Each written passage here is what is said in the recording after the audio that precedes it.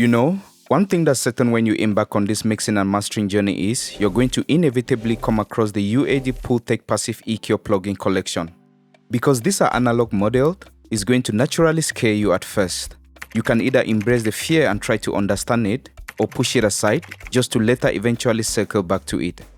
My intention with this video is to simplify these plugin emulations for you, as I would consider this pretty affordable for the value they offer, currently on sale at just $39. Also, as this could be the last piece your mixes have been missing to have that finer, expensive feel and sound, depending on what you consider that to be.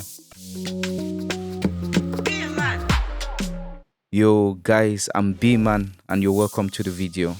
We're going to break this video into two parts. 1. The different EQs that make up this collection and the various available versions. And 2. Functionality. What every single knob on each of these EQs do. After which, we'll demonstrate the plugin on a whole mix, vocals, and on a guitar. The complete Pultec family is comprised of 5 individual plugins. In the first place, you have the Pultec EQ P1A. This is particularly famous for the tightening effect it produces on the low end when you boost and cut around the same frequency. Its ability to bring out individual frequency ranges without significantly altering neighboring frequencies, dial in seemingly dangerous amounts of boost while still sounding pleasant, and also for its smooth as silk vintage tone. It's widely considered a magic studio piece as it makes audio simply sound better just by passing through it. Secondly, you have the Pultec MEQ-5. This is a mid-range EQ with a rich and colorful tube amplifier that serves as a companion piece to the EQ P1A. The MEQ-5 is designed to enhance and control the mid-range power region where sound energy is often concentrated. Thirdly is the Pultec HLF3C. This completes the Pultec Passive EQ collection with a 12 dB per octave low cut and high cut filters. However, in the 4th and 5th place is the Pultec Legacy and the Pultec Pro Legacy. These are the original versions of UAD's first Pultec emulation that run on both UAD 1 and UAD 2 devices. The main difference between this legacy and the non-legacy versions of the plugin is that the legacy versions are more transparent and uses less DSP because these are modeled without the sonic characteristics of the original hardware's transformer and input-output distortion, while the non-legacy versions are exactly the opposite, colored and uses more DSP. Also, the main difference between the Pultec Legacy and the Pultec Pro Legacy is that the Pultec Legacy emulates only one classic plugin, the EQ P1A, while the Pultec Pro Legacy combines both the EQ P1A and the MEQ-5 into one plugin interface. Starting with the EQ P1A. This is worth knowing. Just inserting this plugin gives you an instant signal boost of exactly 1.13 dB. This is a hardware characteristic that is also emulated into this plugin.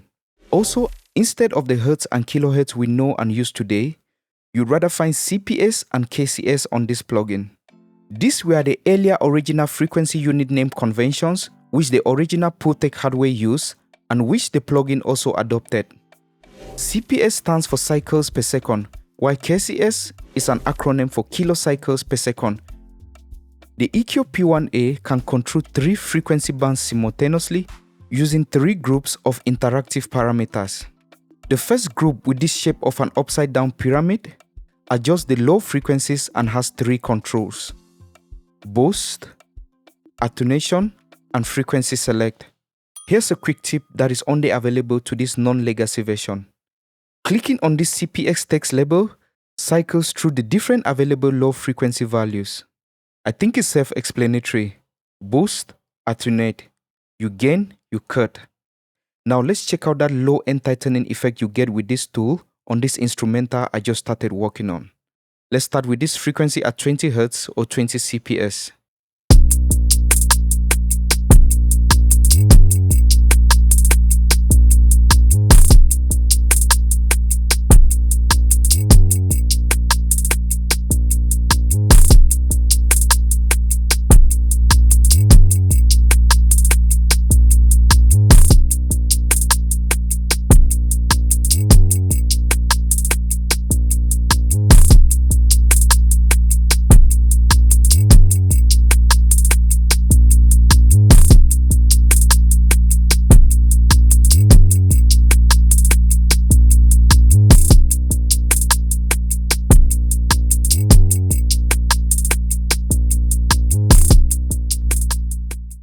This takes us to the second section of the EQ. The second group with the shape of a pyramid adjusts the high frequencies and has 3 controls: boost, bandwidth, and frequency select.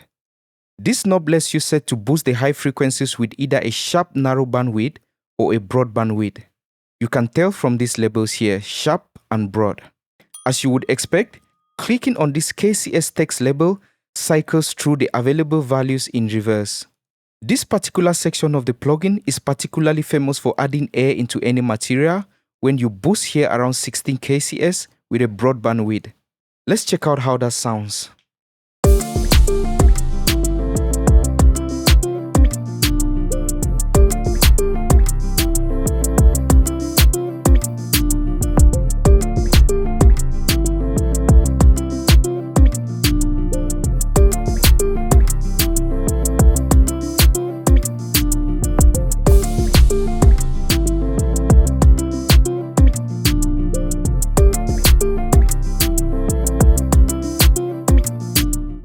Let's check it out on just vocals. I'm a winner for sure. In this life I can't lose. I'ma ride on till I get everything I need. I'm a winner for sure. In this life I can't lose. I'ma ride on till I get that thing I need. I'm a winner for sure. In this life I can't lose. I'ma ride on till I get everything I need. I'm a winner for sure. In this life I can't lose. I'ma ride on till I get that thing I need. And lastly, the third group also attenuates the highs and has 2 controls: attenuation amount and attenuation frequency select. Clicking on this attenuation seal text label here lets you cycle through the available values. Here's what it sounds like. Let's start here at 20 kHz.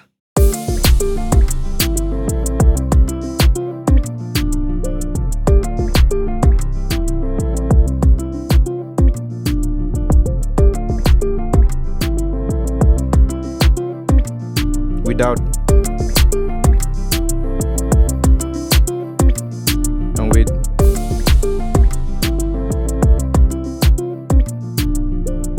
Over here, you have the EQ enable. Just like with the hardware, the signal is still colored even when the switch is in the out-down position. This is because the sonic character of the EQ modeled into this plugin comes after the EQ enable switch. If you want to completely bypass this plugin, use this bypass gain knob here. Talking of which, this particular knob has 2 functions, working as both the output gain control and the plugin's bypass control. Clicking on this off and 0 text label toggles the plugin on and off. The legacy version doesn't have this same output control. Now this leads us to the second plugin in the collection, the MEQ-5. As already mentioned, this is a mid-range EQ. The MEQ-5 controls 3 frequency bands simultaneously. The first group lets you boost, the second group lets you cut, and the third group also lets you boost.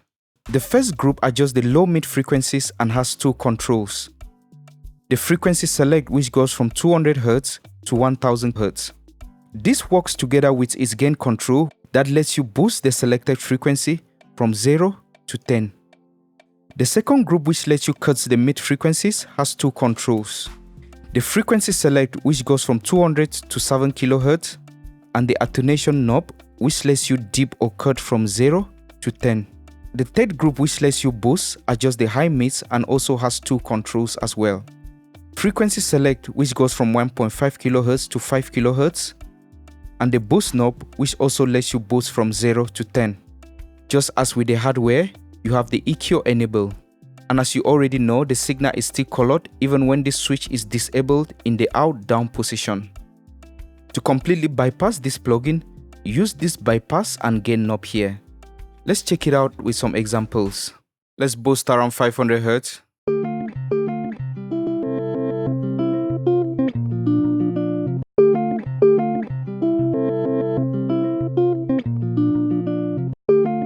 Let's dip around 700.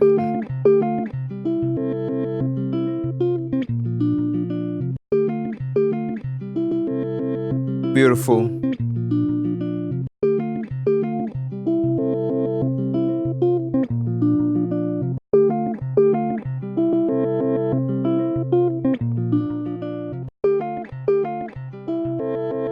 Let's boost around 5K.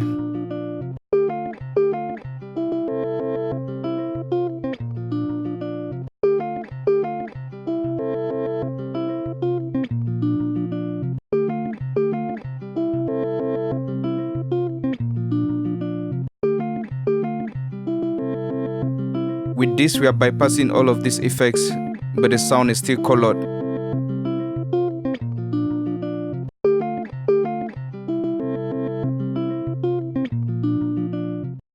You then have the third and last plugin in this collection, the Pultec HLF3C EQ. This has a very simple interface and includes only 3 controls. You have the EQ enable, which powers the EQ. You then have a 12 dB per octave low cut filter, which goes from completely off, 50 Hz, right up to 2000 Hz. You then also have a 12 dB per octave high cut filter, which goes from 1.5 kHz to 15 kHz and completely off. I use this a lot on vocals and basically on any instrument that I just need a quick high pass and a low pass filter. After that, guys, is the legacy versions of the plugins doing exactly the same things we just discussed. The only difference, as we already mentioned, is that the legacy versions are less colored, uses less DSP, lacks the output gain knob, and the ability to cycle through different frequencies by clicking these labels. There's just so much you can accomplish with this plugin collection. So that was it for today, guys. Please don't forget to like, drop a comment if you didn't understand something in particular, and subscribe for more content like this. See you guys, take care.